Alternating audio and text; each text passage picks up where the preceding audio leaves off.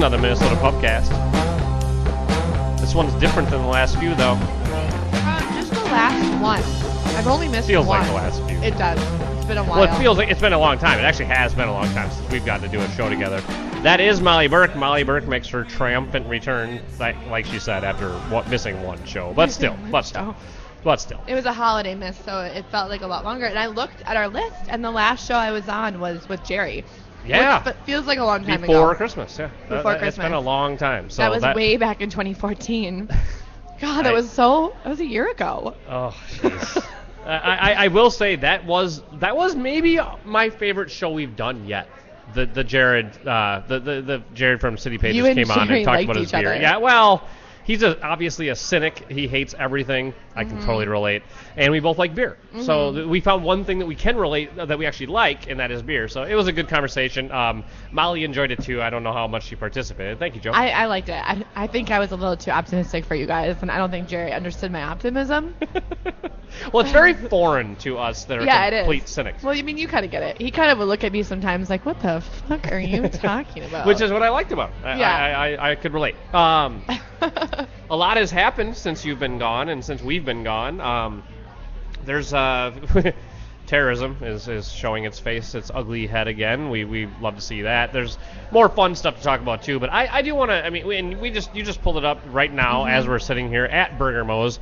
You pulled up the video of these assholes going and shooting these journalists in, I believe, Paris. It's. I don't have to get into the details too much. I think you can just basically say, look, either you believe in free speech or you don't, and I don't care what religion it is. You're in a free country. You don't get any kind of protection from this kind of speech. Right. If someone wants to draw cartoons of your sacred entity that you don't believe should be drawn, too fucking bad. Like, that's the Western world. Right. If you want to live in the Western world, which apparently a ton of Muslims do because they're all flooding to Europe, then you got to deal with it. And I think that there's this clash of cultures that we're dealing with right now, and we're seeing it at its bloodiest right here in Paris. Yeah. 12 people died. They attacked the newspaper, or the satirical newspaper, I guess you could say. Charlie, and do we know how to say this in French? It's probably this. I don't speak French, but Charlie Hebdo. Let me see the spelling again. Hebdo.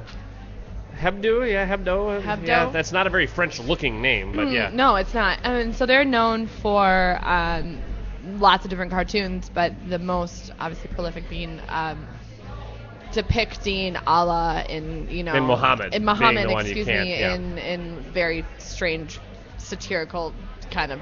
And this is the same place that did this in 2005, I believe, and that's when there was the big uproar. Yeah, with I think he had like the bomb in his right. There's like three or four drawings that were drawn I mean, you had these journalists going into hiding after the fact because it was regarded as so horrible by the at least radical Muslim community in Europe. I don't know if just the general Muslim population felt the same way. I doubt it, or I think you would have seen a lot more of an uprising against it. But here you are. You've got Western culture, which makes fun of everything, which loves to actually take what we think is the most sacred and pick on it, sure. Which I appreciate because if you're a Christian, Muslim, Jew, I don't care what you are, I think the only way you ever actually see how strong your faith is when other people test it anyway. So I actually kind of look forward to people testing my faith or questioning my faith or drawing pictures that would make me question my faith, which to me is the most ridiculous thing. And that's where, I think I'm kind of Christian. I consider myself, if you're going to put me in a box, I guess I would say I'm Christian. And you can definitely go and read the Bible, New Testament, Old Testament, whichever, and find a bunch of crazy shit in it and go, well, that's nuts. Why would we ever do that in 2015? But the fact that you can't draw Muhammad and that there are still people that take this to the level that they do is so... It's as an American in 2015, I can't even fathom it. I mean, we have our own problems over here and our own race stuff going on, but I don't think you're going to see this type of it's extremism, obviously, but for so little, I guess. I like in America, you got cops killing black people. That pisses off black people. Totally understand that. Right. Then you have journalists in France drawing cartoons, and you have Muslims killing them. And I don't even like saying that. They're not just Muslims. They're radical Islamists. They're terrorists. They're crazy. Because there's Christians that would do crazy shit too, but I wouldn't just say that they're just Christians. They're crazy Christians. They're you need another adjective to describe them, right? But this is something that I'm so glad we're not dealing with here in America as much as they are in Europe.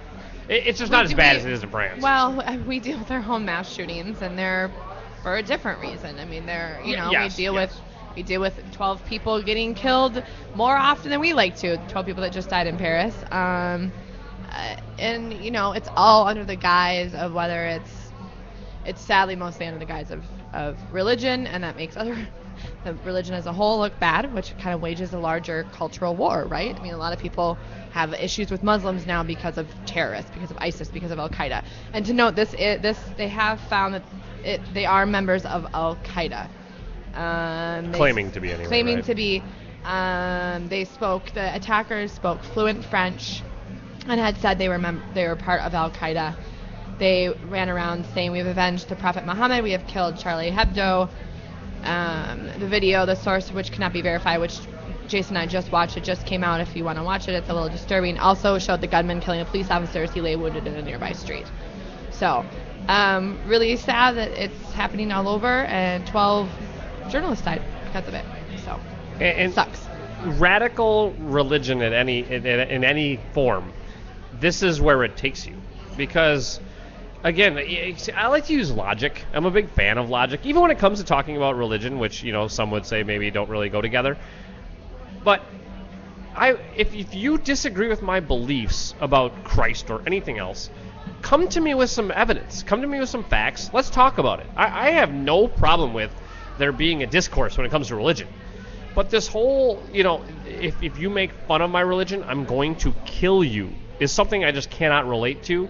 And I don't understand even at its foundation. Well, you're not supposed to. I mean, I guess I can. You can't, there is no logic. I mean, they're killing people for every reason. They're killing us because we're American. They killed like a 9/11. They didn't have any good reason besides the fact that we were American, and they killed all sorts of different types of religions, different types of people.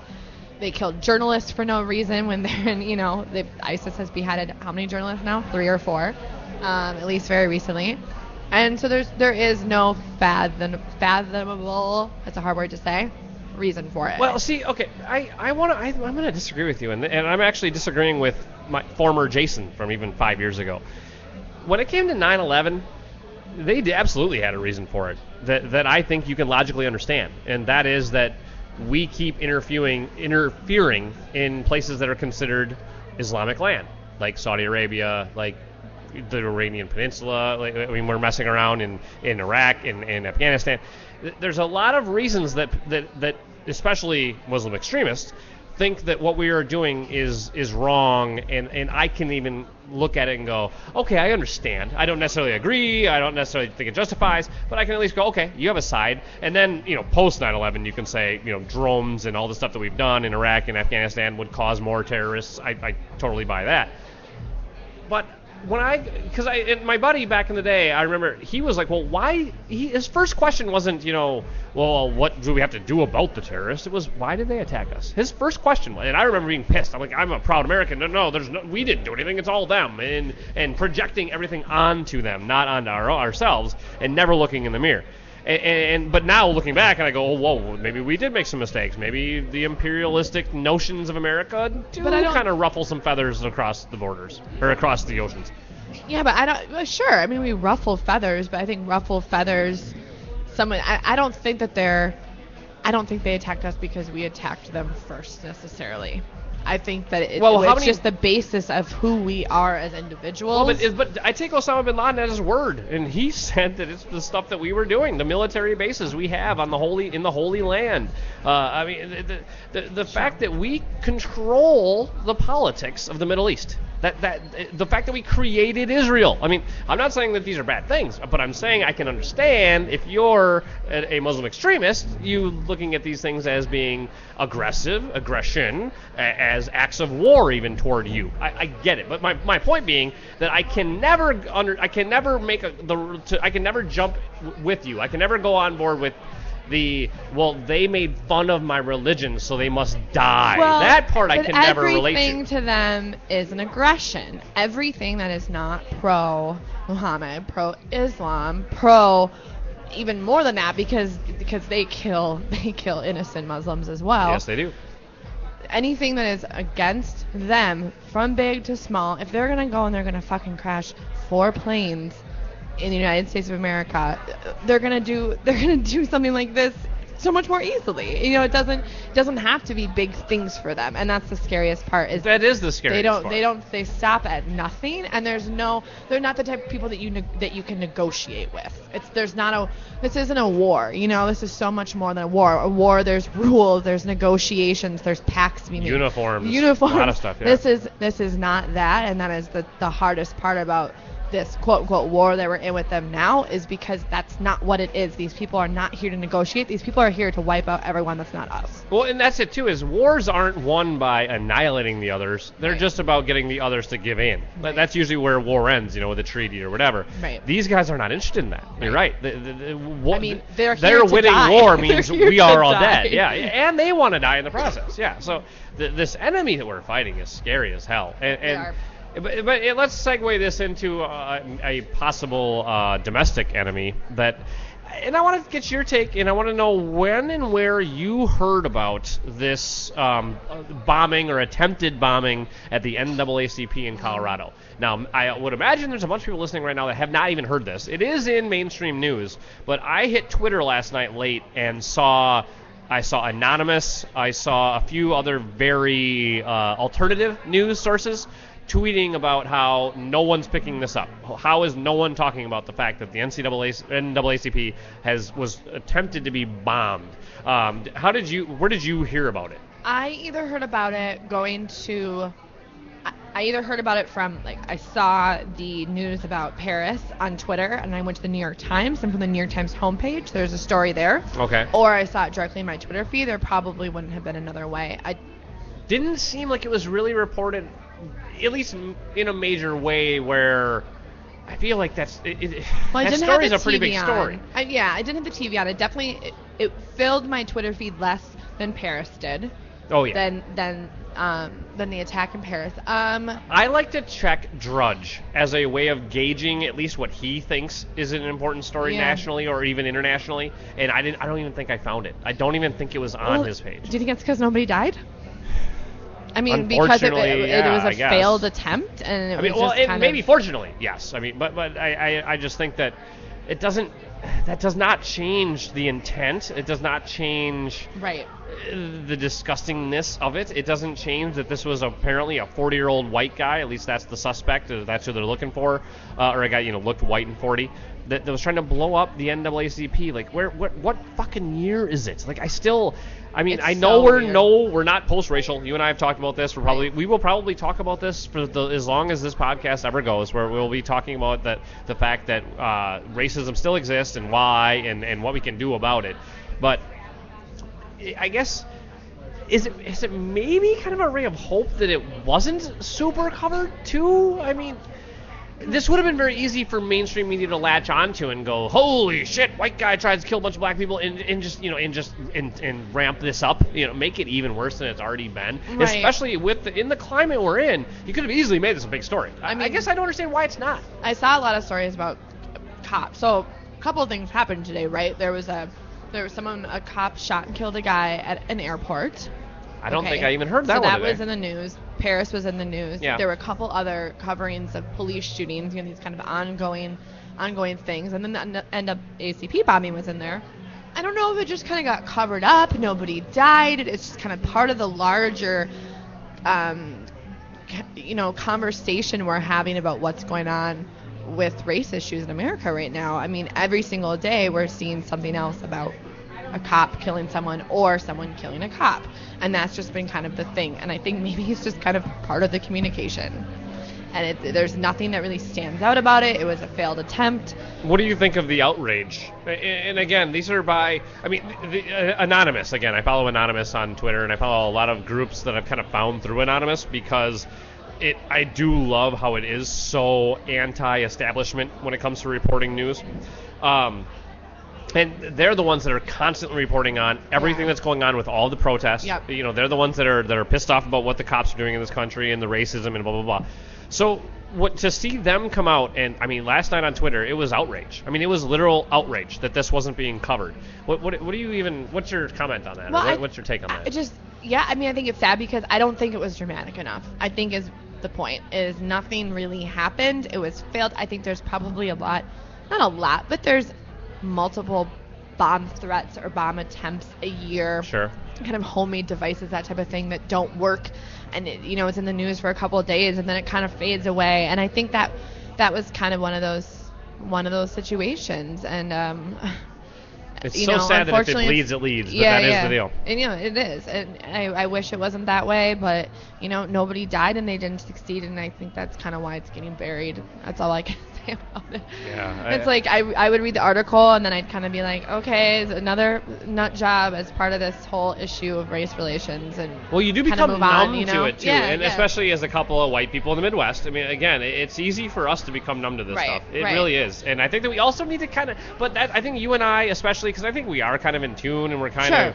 we're on top of this enough. I think that you and I need to make sure we don't do that. We don't just let this slide through the cracks for ourselves because we're white people in the Midwest. It's very easy to do. Right, and then the scary part is that's the thing that you don't want happening now with these protests and with these, kind of back and forth violence, cops versus, citizens, is you don't want to have the protest where a crazy ass person shows up and detonates a bomb in the crowd. That's kind of the next step, right? It's just going to erupt larger and larger.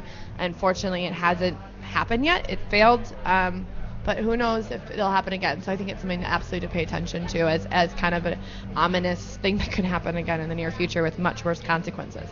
Before we move on, I just want to get your take on, is this leading to a huge event?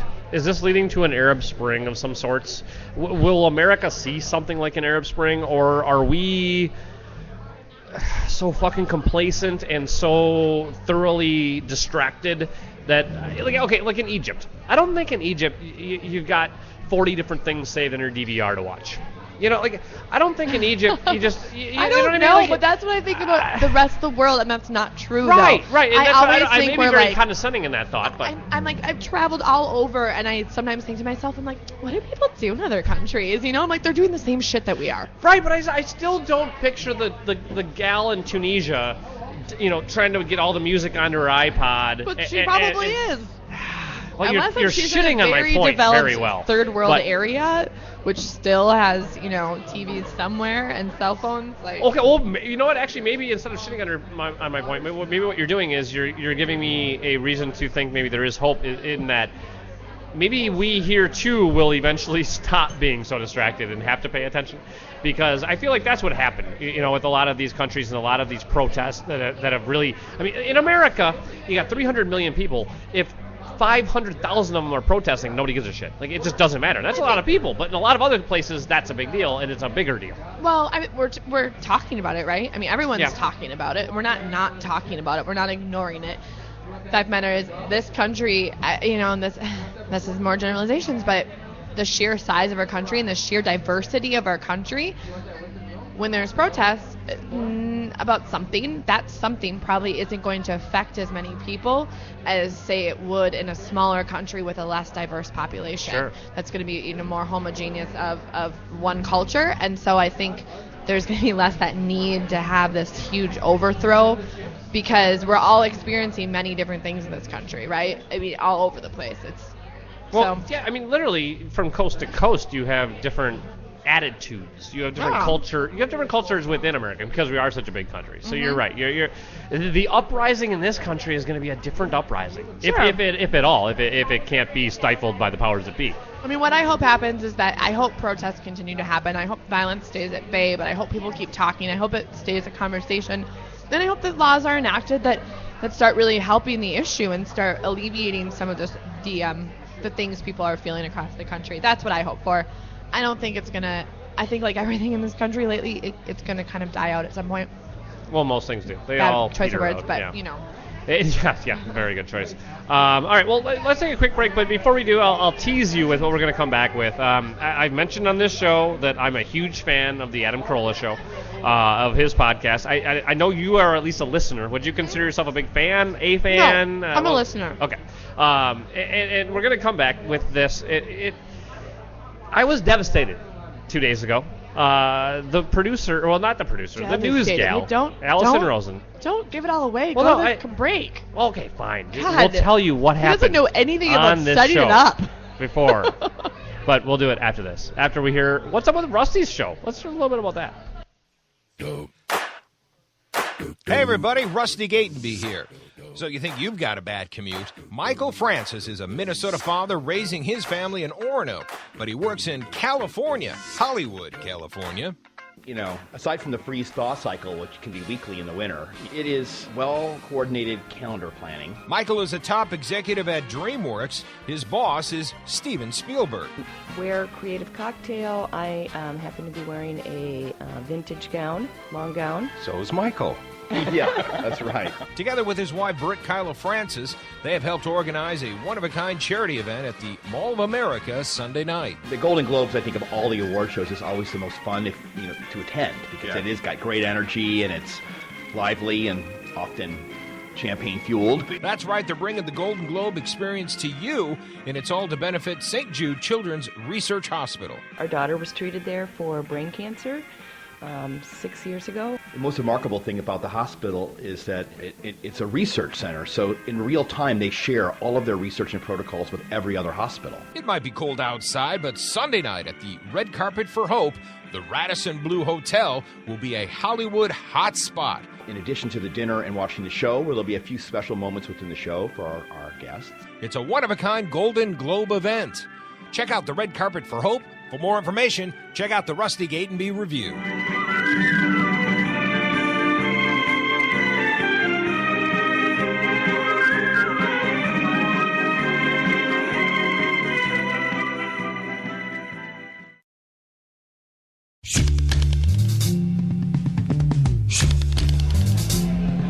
Did you notice the production value in this show has gone up a little? I like it. Do you know something about me in this song? No. Do tell. This is the first Beatles song I remember hearing. I have a tattoo of it. Really? I do. I have a Beatles tattoo. How do you remember? I mean, the first Beatles songs I heard, I would have been an infant, so I wouldn't. It's the first time I remember hearing that song and think like when I was a little kid and my dad playing the album and thinking to myself, who is that? And that was the first time that was like when I thought of the Beatles, that's the intro I thought of. Okay. And it's one of the first songs I really remember hearing and registering and being interested in. And I have a tattoo of it now. It's a great song, too. It's one of my favorite Beatles songs. Obviously, I have it inked on my body. Yeah, I would hope that you at least dig the song a little if you're gonna put a tattoo on yourself. Now, well, not to get too personal, but what is if you have a tattoo of "Come Together"? What is that? Is it a? Well, I have I'm gonna get something added to it, but it's the Beatles apple, like the green apple, and then in the middle of it, in like really cool kind of 60s writing, it says "Come Together." Okay. Is this large, small? It's like right here on my rib cage. It's like this, like besides my fist. Okay. Yeah. That's cool. How many tattoos do you have? Just two. Just two? Mm-hmm. Are you gonna get a bunch more? No, Are you probably addicted? not. I like them. You're the only person I know that has more than one tattoo that's not addicted. So my thing is, I know if I can't just really see my tattoos on a daily basis. Like if I were to look down, I can't see them, and I kind of like that. Like I don't get sick of them, and they're not gonna look weird to me. And if they look weird to other people, I don't really care. But like one day I'm gonna be like, well, I can't see them. I don't care. So that's kind of. So that's why you didn't get the tribal on your bicep. I don't think I could do anything on my arm. I don't think I could do. I mean, I think tattoos are great, but I don't think I could do anything on my leg. Like I'm a total like side and. What about the foot? I'm not feet into that. tattoos, and I hate leg tattoos. Yeah. They're the worst to me. Do you I don't hate know. Well, I think there's something about that they don't age well. Yeah, they get a little weird. You know, if you get it on your like his thigh or like the outside, it does not, especially for the gals. Ugh, just. Oh my god. I don't recommend How about for it. everybody? I don't recommend Jason? it. No. Well, guys look like douchebags when they get older anyway. Arm tattoos are cool though. I will say, if you can pull off a half sleeve, good for you, because that's awesome. But again, that sleeve looks good now when you're 27. I don't know. But If you remain a badass all through your life, go for it. I guess. I mean, I got a cousin. He's all tatted up and he's cool as hell. But I Totally. don't. Like, I'm sorry, if you're cool now and you're like a chef or something, you have a bunch of tattoos, like, you're probably always gonna be a cool person. That's one way of looking at it. So my gal Allison Rosen got fired. Oh. I'm so pissed. I'm so no. You know what? That gets so pissed, and they're pissed with me. We got pitchforks and everything. We're going to the studio. Where did you get that? I'm working on. I'm telling you, the production level of these shows is stepping up in 2015. Did you download that just for that right was, now? No. That was actually.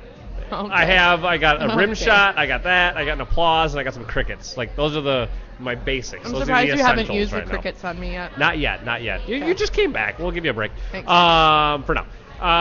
So I tune in. Okay, I listen to the Corolla podcast every day. A little break over the holidays, as always. A lot of best of shows. Kind of did his best of. He actually did his awards shows that he does, which are basically like the best of his own show each year, and he did the last 3 years. So that's how he got us through that Christmas break last week and New Year's break. Come back. I'm like, Sunday night, you get that new download for the new show, for the Monday show. I'm like, I can't wait to hear the crew. 2015, let's roll.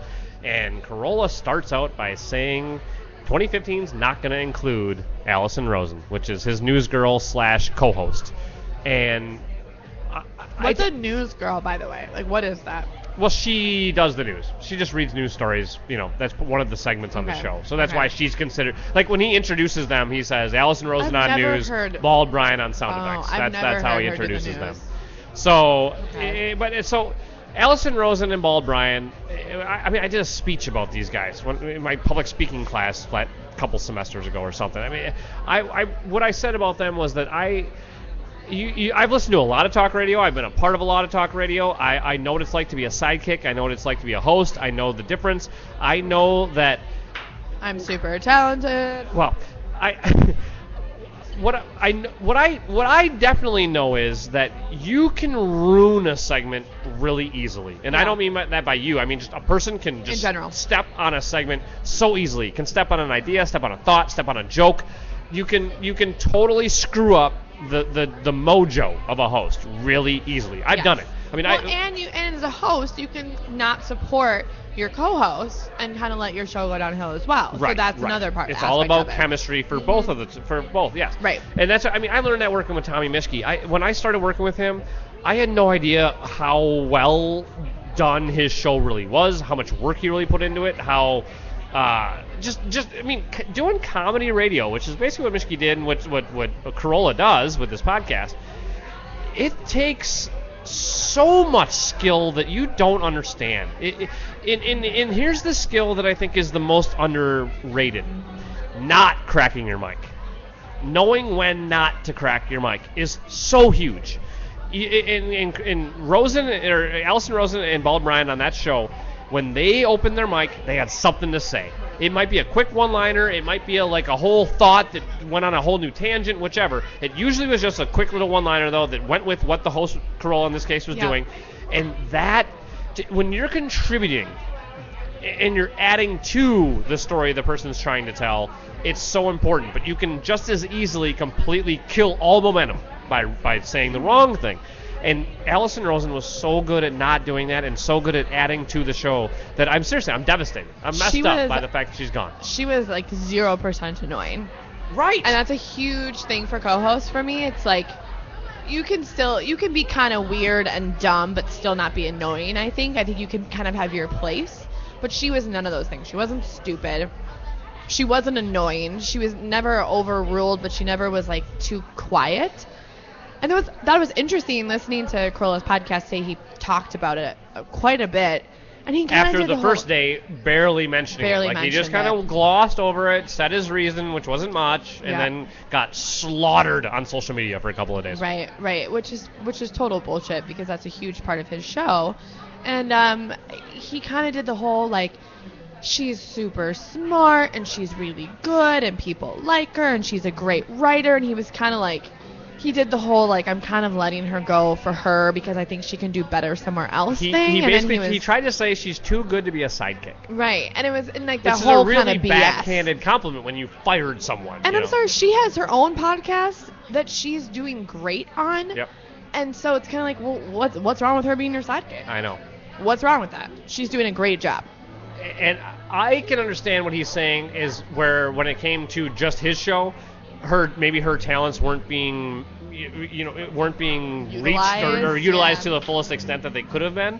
But like you just said, she has her own successful podcast, which, by the way, was also kicked off of his brand. She Right. is no longer with Corolla Digital. So I don't understand that. Why not at least keep her under your umbrella? I don't know. I mean, you're making money off of her, right? Quite literally. I mean, he put ads for her podcast on almost every one of his. That is saying, A, you endorse hers, and B, it's worth it for you to endorse hers because you're getting something out of it. And hers is higher up in the rankings. Well, no, than that Corolla was my favorite part. After all this has happened, she is, I believe, now the #1 comedy podcast I think 11. on iTunes. I think that today Oh, I think she's after already gone up. this? Yes. No, 'cause I'm like, I'll listen now. she was ahead of Corolla, I think, before any of this happened, and She was now 11, she's yeah. up. She's even farther up, and she's ahead of Marin, she's ahead of him, she's ahead of everybody. I mean, I you know what? This could be genius if this was actually done on purpose.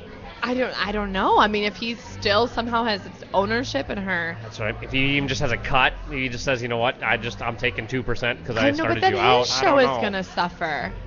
And that's what I can't wait to see. That's just it. Okay. The first day, we're Wednesday now, so we've only had 2 shows since this happened. Today was light years better than it was the first day. It was a good show. First today. day was awkward. Mm-hmm. She seemed, and rightfully so, put in an awkward place. She seemed like it was wrong. Who's she? What is her name? She's the new she's the new gal. Just filling in. Yeah. Well, in his way of saying it, it's basically a tryout. Okay. She's in for now, and we'll see how it goes. She was fine. She wasn't anything interesting to me, but maybe that's just because I was still kind of like you. I was kind of pissed about Allison. And that's where, I started listening to the show a year ago, so I never heard Teresa, the old news gal, and I never heard Allison do hers as a new girl. So when she started, maybe I would have said the same thing. Maybe I would say, ooh, God, she seems kind of off and not. But you know what? How do you have the confidence to go in there and talk to an Adam Carolla who's as successful as he is without having some reps? Right. You need some reps. And she was fine. I mean, both of them were fine. But I'm sorry, I'm looking up today's. Gina is her first name. Oh, I think I'm right about that. Her name's not even in here yet. It was something today. The joke, and I think she said somebody on Twitter that was bashing her said it, but it was something like rack with a or something about her rack. There's like something about her not having brains with a rack or something too, I think. But anyway, see, she's not even in here yet. No, I know. None of the stuff's not updated. Allison Rosen's Twitter still says co-host of the Adam Carolla show. Yeah, but usually that stuff's immediate. Okay, but even in the intro on the show thing, it says Swedish podcasters Philippe and Fredrik sit down for a podcast about being an ambassador to Klonopin, hanging out with Monica Lewinsky and the future of 3D printing. Plus, David Wild talks about the importance of podcasts and the Rock and Roll Hall of Fame. There's no mention of her. And David Wild, which we were trying to figure out his name earlier, yeah. David Wild actually comes on and spends the first 10 minutes talking about Allison Rosen. You'd think you would even throw that in the description because, again, you're getting all the dissenters to at least want to come and listen to at least find out what happened. So I don't understand where the negative side on that is. How do you feel about Adam personally? Like, really, how do you feel about him? God. Before Monday, he was one of my favorite people in the world. Okay. I thought he was one of the smartest people. Like, I don't agree with all of his politics and stuff, but he's a very smart guy. He always talks about how pragmatic he is. If it doesn't move the needle, why is he doing it? I love that. I think that he's very smart. I actually, when it comes to the race stuff, I love his take on it, and that it being a family issue rather than the man holding blacks and Mexicans or whatever down. But again, like, there's so many things where you can also say it's way deeper than he likes to say it is, too. So, okay, so you asked what I think of Adam Carolla. I think he's a really smart guy that I think has a huge ego, and I think his ego got the best of him when it came to this decision. Yeah. I think that he thought he needed to do something differently, and he chopped off his nose to spite his face. Sure. I mean, I think when he was talking today, I suggest everyone to go out and at least listen to the first 15 minutes of his show. I think he was genuine. Like, it came off as genuine. He was kind of like, he kind of did the whole, like, she's too good for this show, but then he also said, well, I let her go for that, but not really just for that. Like, he really was honest with the fact that, like, he kind of felt like he was going to be better off without her. Yeah. And I think that's genuine. I think he probably really does feel that way. I don't know why he feels that way. I don't know how he couldn't kind of have an outward view of it. Like, wow, people really like her. People really like us together. I don't know. Well, here's the one thing I can guarantee about Adam Carolla that without knowing him at all, as an individual, like actually having met him. Let's call Tom Bernard because he knows him. Well, actually, that's a good name to bring up, though. These are two very similar people. You cannot be Adam Carolla or Tom Bernard without having an ego the size of the fucking XL down the street. I mean, you just can't. And I think that maybe the success of Allison's podcast messed with him. And just maybe the fact that he wasn't, you know what, when she started, I bet he got a lot of, shut her up, well, who is this new chick, she sucks. And then that went away, and then he never got anything going, like, hey, could we maybe shut her up a little, get more of you? And I don't know, there's everybody that has an ego is going to go, well, what does that say about me? And everything is going to be about Adam, in his mind. Sure. So if it doesn't even matter really what it was, it just matters that he saw something diminishing his show, at least in his own mind, and that's all that matters. And that is all that matters. You're right. And I get that. I think his show is going to be fine, though. I think people are still going to listen. I think he has a very strong male base that really doesn't give two craps, and I think it's going to kind of be like, well, who's the next hot chick that's coming in? You know what I mean? And I'm going to admit right now, the first day I had not looked up a picture of the new gal, and then I did, and then I'm like, well, I can handle her. I swear to God, a little bit more. She's kind of hot, yeah. So that, I don't know why, just because I'm a disgusting male, that was not enough, but it was something for me. Like, oh, she's at cute. least did add to it where I went, oh, okay, I don't hate her as much. Because when I heard her voice say, I was kind of annoyed. Like, I thought her face was maybe going to be annoying, but I'm going to look at her face now. Well, her voice doesn't match her looks to me, whereas Allison Rosen's did. It does. That's true. And Allison Rosen was super cute, super smart. Yeah. And the one thing that, and you said it earlier, that especially with a male-dominated audience, which just talk radio is in general, podcasts are in general, but yeah, especially Carolla's show. I remember I used to listen to like Laura Ingraham. Forgive me. But I used to listen to right-wing chicks. I mean, I don't love Laura Ingraham, but I love Laura Ingraham for like the fact that she's Laura Ingraham. Right, you know what I mean? She's a successful talk show host radio, and everything else. Hate her, but I honestly, if I listen to any female host, you got about a 2-minute window and I lose interest. Just in general, for some reason. Well, how are you talking to me right now? You are breaking the mold as well. Oh, but yes, I'm breaking honestly, the mold. You don't. You don't bore me. Yeah, well, that's starting to. But no, no. But the one thing she could always do is she always kept my attention. And again, I don't know if that's all guy. Well, yes, I do actually.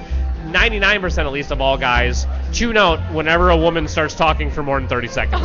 Any girl that's dated a guy or is married can fucking, that's true. Holy shit. So think about a radio show. Like, you can't have Jesus, she goes on a 60-second tangent, you lost half your audience, right? But she didn't do that. There was something about her personality, everything about it, her humor, that just, it kept me engaged as anybody could. Male, female, anybody. Alien, I don't care. She a guy's girl, as they say. A guy's girl, a guy's girl.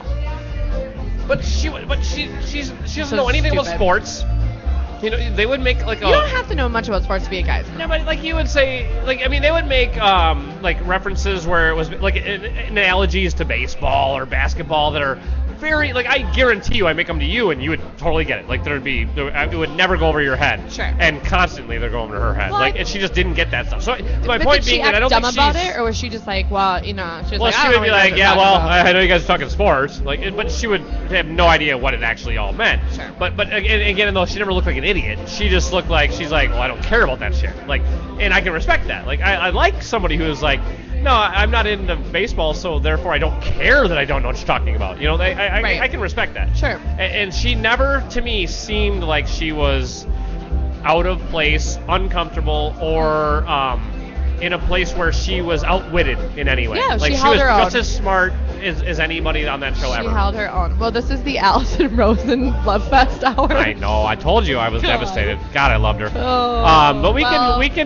can move on past my love of Allison Rosen. Well, you can listen to her whenever you want still. Well, you know what we need to do is so Have her on the show. hell yes. God, I will start working on that right now. I'm sure she's got nothing else going on. Nothing. She's not busy at all. No. Have you ever in your life found out 3-4 years later, say in high school, college, whatever, that a guy you had a crush on liked you? Did you ever find out later on? You don't have to say if you don't want to. No, It sounded no. like a... You mean like someone all of a sudden like, oh, I liked you so much back then. Well, okay. I'll tell you what happened, and we'll listen to this little audio bit that I have here, and then I'll tell you what happened to me. But Okay. something happened on Jimmy Fallon last night that is A, phenomenal, and B, sad, and C, I can definitely relate to. So we'll play the bit. It's a little over a minute, and then we'll discuss.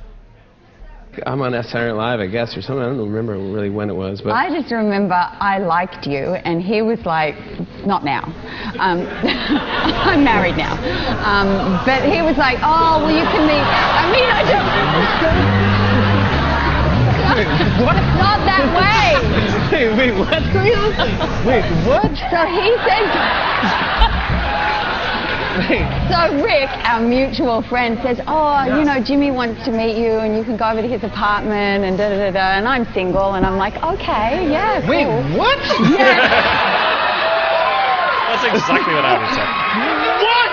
What are you talking about? Yes! Did I date Nicole Kidman? Sure.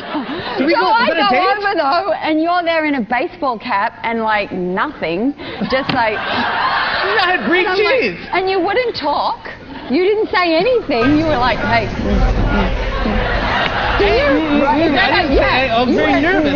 And I'm like, okay. I didn't know this was so this is a thing. I thought it this was was a like movie. a hang. It was meant to just, I don't know. And then you put a video game on or something. And I'm like, this is so bad.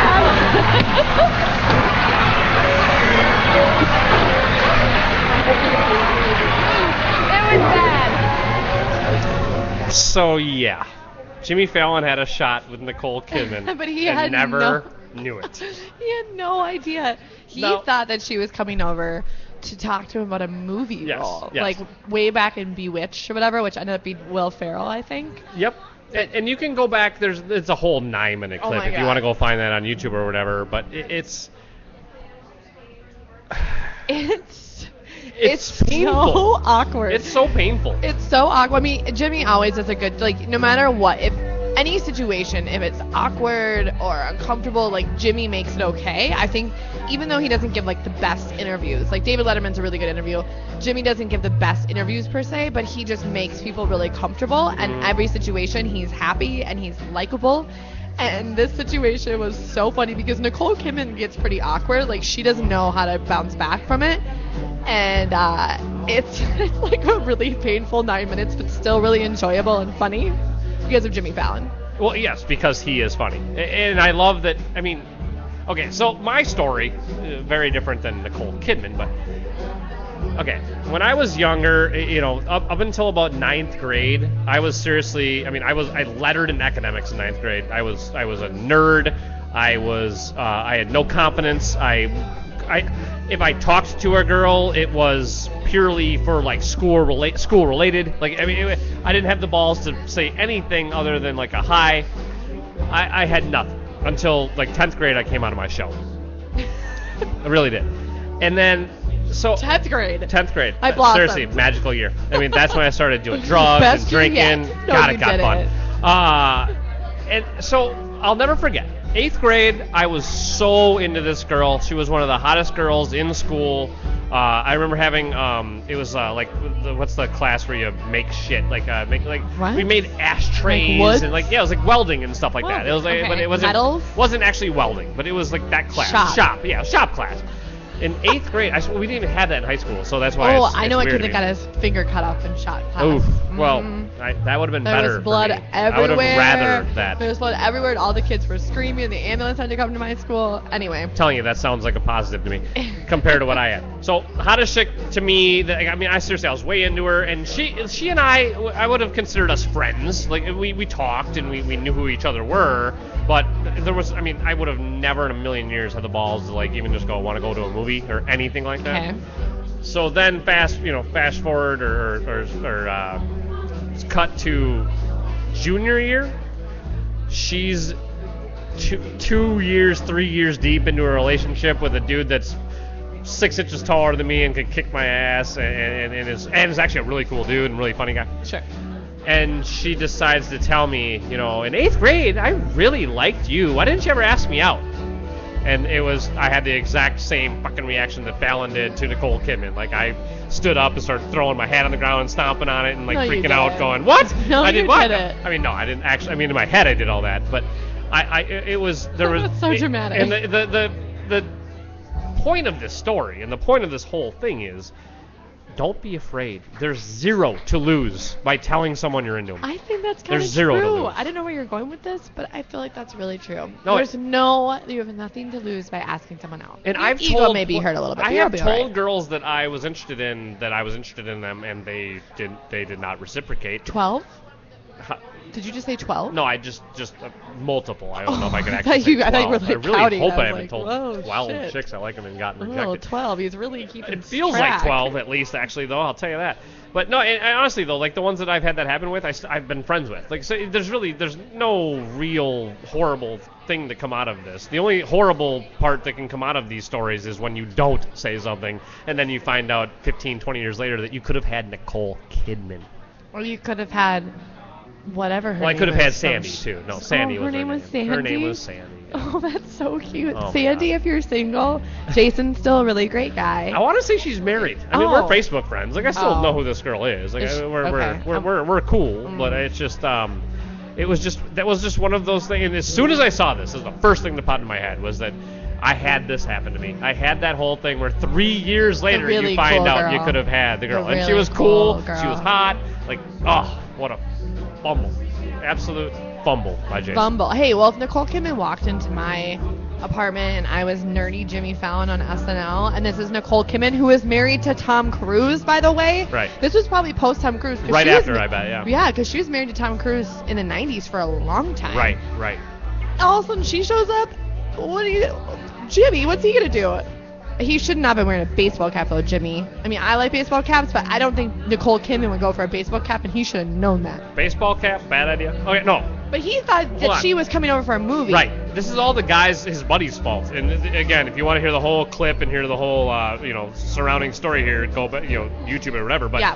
I mean, the story was, Jimmy gets a call from his buddy saying, "I'm with Nicole Kidman. She'd like to talk to you about this movie." A movie. Like, and neither one of them seem to remember what movie it was. They're not sure, but it sounds to me like that's a business meeting. And yes, he happens to say, "And we're in New York City. Like right now, we can come to your apartment. We'll be there in 10 minutes." Right. Like that was the story, but it still sounded like a business meeting. So I get where Jimmy's coming from, totally. Yeah. And maybe Jimmy has an ego like I do, but my ego, like I do have a huge ego, like when it comes to like thoughts and stuff, but not my looks. Thoughts and Like, well, stuff. like my brain. You have a huge I have a huge ego when it comes ego when it to comes to my brain. Thoughts and stuff. And thoughts and stuff. See, Okay, that's great. now you're crushing the rest of the Good ego, though. for Because, you. and here's why the rest of the ego doesn't exist.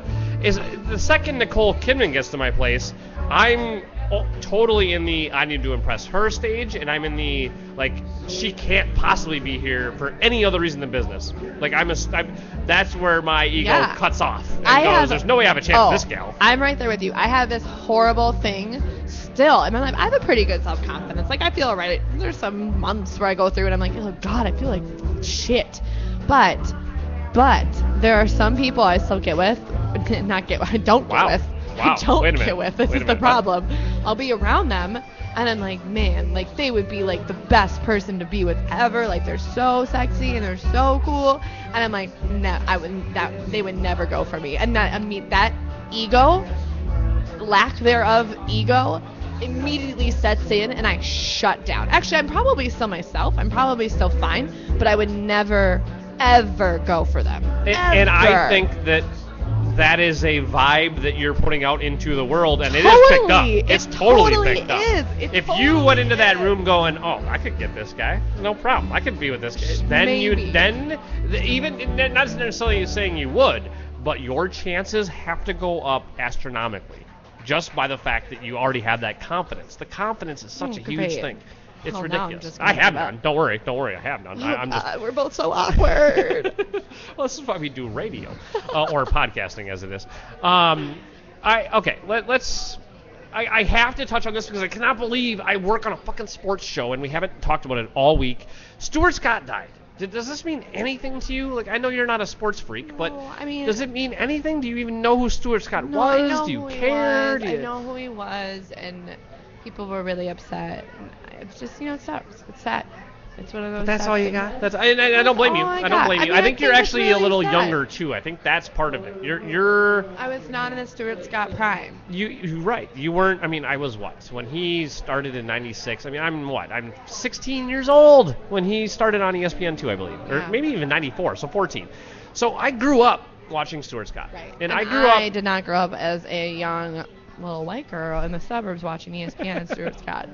So. Well, and what I watched was, and I didn't even realize it until now, really. But what I watched was sports coverage go from rich white guy covering a bunch of non-white people playing a sport to the actual people of their color and their race covering the sports. Was he an athlete?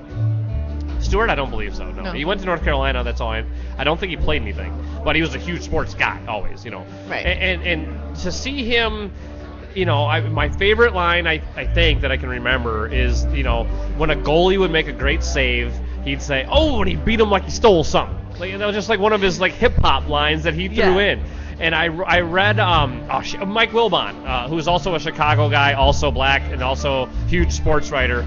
And he kind of said that. He was kind of like, he added that blackness. I don't think that was the word that Wilbon used, but that was kind of what he did, was he brought this flavor that was so missing. That literally, it was a bunch of white guys talking about black people playing sports in a lot of cases, and they were doing it in a very white style. Yeah. And Stuart Scott, when he started, was I don't even know if I liked him at first. I mean, I was probably kind of taken aback and kind of like, whoa, this is where's this little? He's hip. Like, what is this hip shit? Like even like Dan Patrick and Keith Olbermann were my heroes, and I don't think anybody's claiming either one of them of being very hip, at least in this era. Sure. So it was just to me to see Stuart Scott pass at 49 years old from cancer. It rocked me. I mean, it rocked me more than Allison Rosen being fired, if you can believe it, from a 20-minute segment that we did on that. But and he hasn't been in the media lately. I mean, he hasn't been on ESPN for a while. No, he'd been out for a while. He did an award show, but other than that, he hasn't. He just wasn't doing well for a long time. No, well, he would beat it and then go back into remission. Like cancer is the worst fucking disease to ever exist, and I wish all the best to Stuart Scott and his to Stuart Scott's daughters and family and everybody else that cared about him, because that was tough on me, and I knew he was sick at the time, and I never thought that would hit me the way it did, but it really did. I mean, it's one of those people that it's like when movie stars die, no matter who it is, there's always going to be a group of people that are very connected to them, and that's why it always bothers me when people are like, well, people die every day. And it's like, yeah, but these people are doing something. They're in your life in some way, whether they're on TV or in the movies or in music, and they're affecting you in some way, and you become involved with them, whether it's their job or their personal life. And so, yeah, I get it. I had a lot of friends who were posting about him.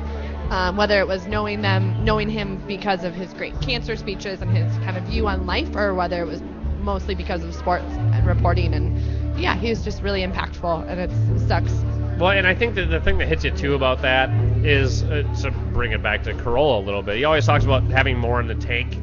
I think when Robin Williams died, that was one of the comments he made about that, whereas you're going, well, wait a minute, he had more. Like, and I think Stuart Scott was more than just a Sports Center anchor. Like, he was going to do bigger things. I think he was going to, do some specials, do some kind of like 30 for 30 type stuff, do the stuff that Grantland has done for ESPN, that Bill Simmons has done for ESPN. I think that Stuart Scott had that kind of stuff in his future. I think he could have been doing this stuff till he was 80. That's the part that hurts, but if you want to look at a way of looking at death facing you and dealing with it correctly, Stuart Scott, go follow that math. That's the way to do it. Yep. We're low on time. I'll ask you, we can do the My Husband's Not Gay in 5 minutes, can't we?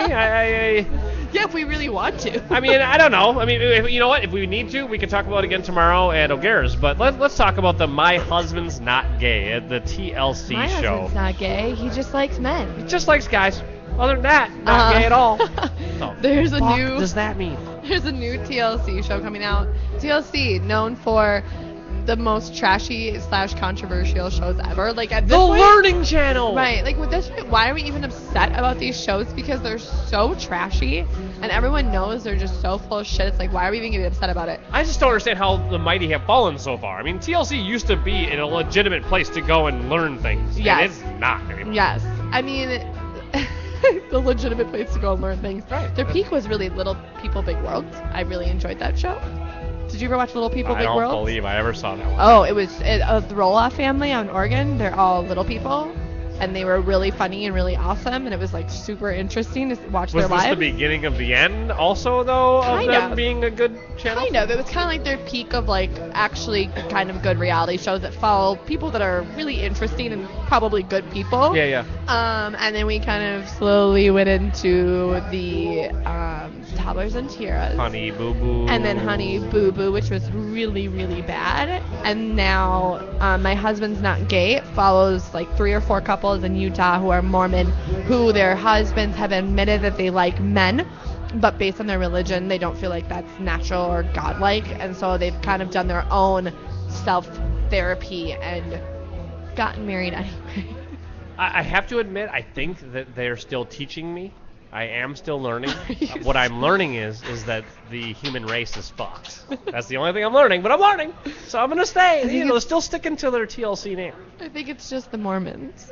Well, what I don't get about this... It's not just the Mormons. The Mormons are just doing their own jam. Let's just I don't do their own thing. Know what to think They're about not really bothering me. They're really not. They don't really come to my door. I don't do whatever I they want. enjoyed Book of Mormon, and they helped me enjoy that.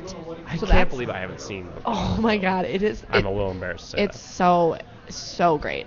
But do you think this type of show perpetuates bad social ideas? Fucking right I do. And here's why. My best friend and I had this discussion, and I'm so embarrassed to say, within the last 2 or 3 months, where he said he still believes, and this is honestly, I consider this to be maybe the most intelligent person I know, or in at least the top 5. Okay, just IQ wise? Yes, just intelligence wise, yes. He thinks being gay is a choice. Really? He really does. Why does he think that? I don't know if I can nail that down. Maybe we'd have to have him on to actually to explain himself. But he just, I said that there's no way you can make me like guys instead of women. Like, you're not going to make me change my mind on that. I like the question, at what point did you decide to be straight? Right. So, and he's never been able to answer that. But again, I swear to God, we had an hour-long discussion, and I'm flabbergasted the entire time, going, seriously, you're smart. Like, what are you talking about? But so if a person that I consider a relatively intelligent human being can still think that, to put this show on TV, yes, it perpetuates this idiotic notion that your sexual preference is a choice.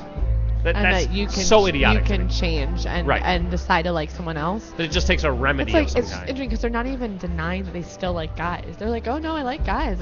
I'm married to my wife because that's what I'm supposed to do. And and I can even get down with the religious part. So it's not part. a choice. If you're saying that it's not a choice, you like guys and you'd rather you not like guys, but you can't because it's not a choice because you can't decide to do that. You can decide to get married to a woman. Does that mean you like women? No. No. You're saying that you had a choice on who you liked, or you're saying you didn't have a choice on who you liked. You had a choice on who you married, which is, of course, a fact.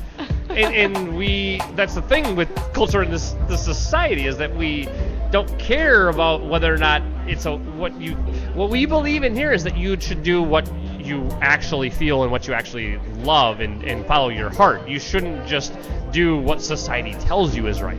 I think we should have your friend on, because that's interesting to me that he would, I don't know, like even talking to a gay person and he was, well, didn't you decide that? And if a gay person says, no, I didn't decide that, no, why would you not believe that? The one thing I will say is I don't know how exposed he has been to gay people. Where does he live? Does he suburbs. Live? Okay. That's right there is enough to almost excuse it. But it's not a good excuse. Oh, but so you know what? weird. Maybe we'll have him on. Maybe we'll have my buddy Jesse on. Vent himself. As long as we're not going to get into big. I don't want to start yelling at him. But we're good at that too, though. He and I used to yell at each other in bars all the time. It was a great time. All right. All right. Fine. Well, we'll be on tomorrow from 5 to 6 p.m. live at O'Gara's. Absolutely. And then Pubcast.com or on iTunes per usual. And again, we're on the Live and Social Network. And we out. Thank you so much for listening. We'll see you tomorrow.